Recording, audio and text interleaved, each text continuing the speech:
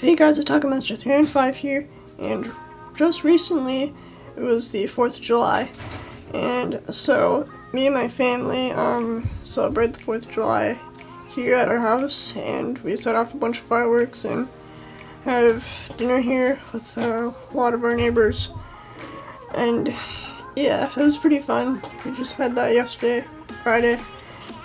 So my dad was firing off the fireworks with a couple of his friends, and so while he was doing that, I was taking pictures with my camera, and I took some pretty cool pictures. I mean, they weren't the best. I mean, I wish I got some up in the sky, but I think they're mostly on the ground, but some of them were pretty cool. So yeah, I'm gonna show them to you right now.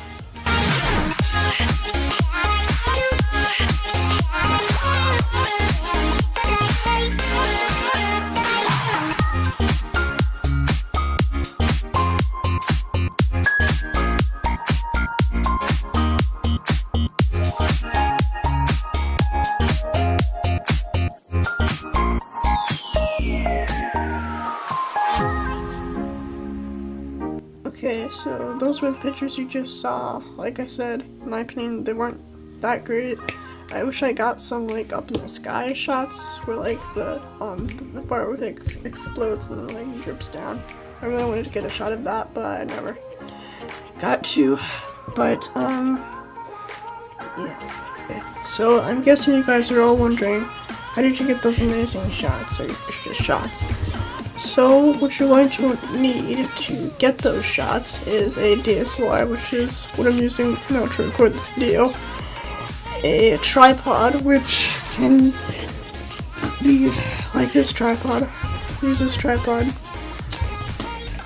and your camera has to have bold mode on, which I'll explain that later. So first I'm going to go into ISO.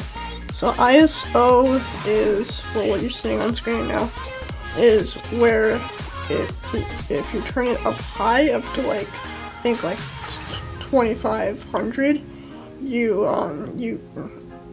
like everything's like really sensitive to light, and like it looks really like bright. But if you put it down to like ISO 100, which is the lowest I can go, I'm pretty sure, it makes it so that it's as dark as possible, which means if you bring it up to like a really high ISO, like 250,000, something like that, it will be really grainy in the dark or day, which isn't very good. I mean, it will show up in pictures, kind of, but not really. But if you put your ISO, I recommend putting ISO at least 100 to 200 to 400, around there.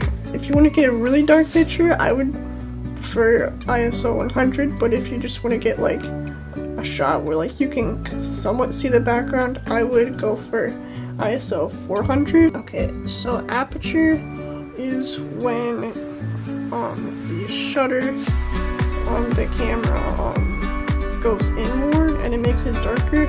It also makes it so that you can see the background like clear or it's blurry. So like right now I have it at f8.0, which that's okay. Like you can see the background right now, but if I turn it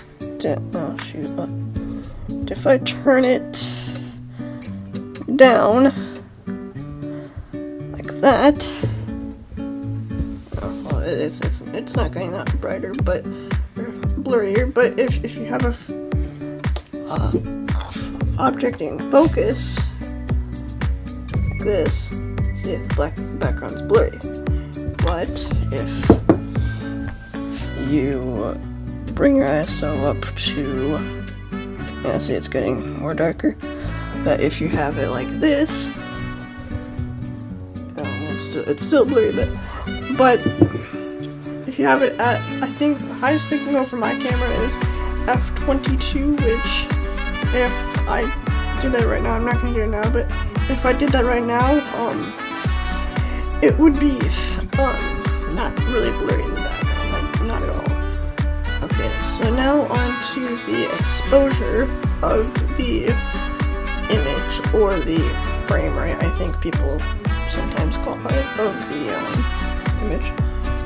So right now my frame rate is at 125. I think it can go up to like 2,000 or something, or maybe like 500. I'm sure, I don't know, I forgot, I don't really change it that much.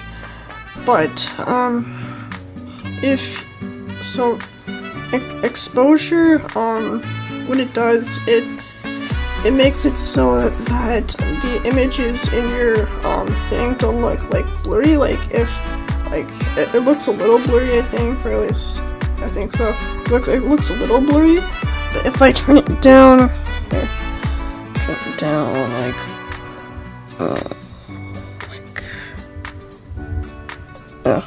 60, it'll look, I'm not sure if it's showing up, but it'll look blurry. But if you turn it up more, like a lot more, it darkens the picture too. If you turn it up a lot more, it won't be like blurry like at all.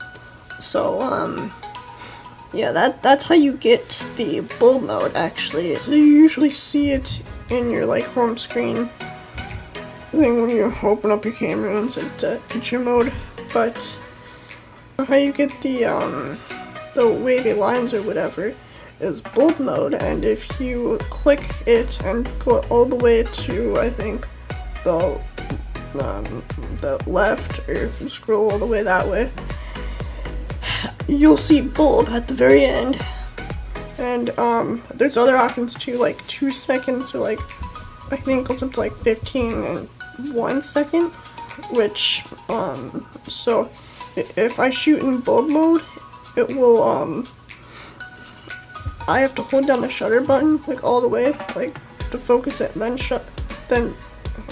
press it down, then it will start counting 1, 2, 3, and that count is how much you want it to spread.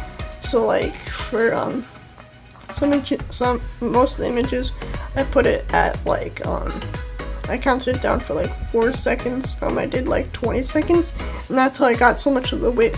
Like for some of the bigger ones, or the lighter ones, where I got more wavy lines and stuff like that, I put it up to 20 seconds. So yeah, that's how I got a lot of the wavy lines.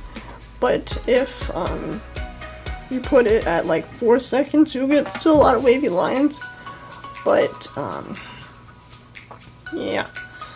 But if you want to do something cool, you can like move your camera. Like here, this isn't a DSLR, but if you like move your camera around like this, just like up and down or whatever, side to side, it will it'll create like wavy lines in the images, not the images that you've seen, but yeah. So yeah, that's how you do the crazy like things with the fireworks.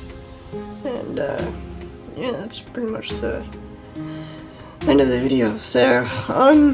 So I actually suggest looking up on like YouTube, or just like your computer, light painting. It's actually really quite interesting. I've done some light painting with my friends.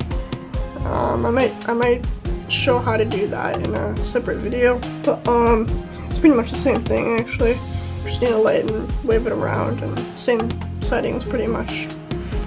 But I'll go in depth in that in a later video. But yeah guys, it's gonna be the end of the video. Like and subscribe for more. Check out my 2 social medias, Instagram and Twitter, down in the description. And yeah, like and subscribe for more, and as always, keeping those tacos. Bye.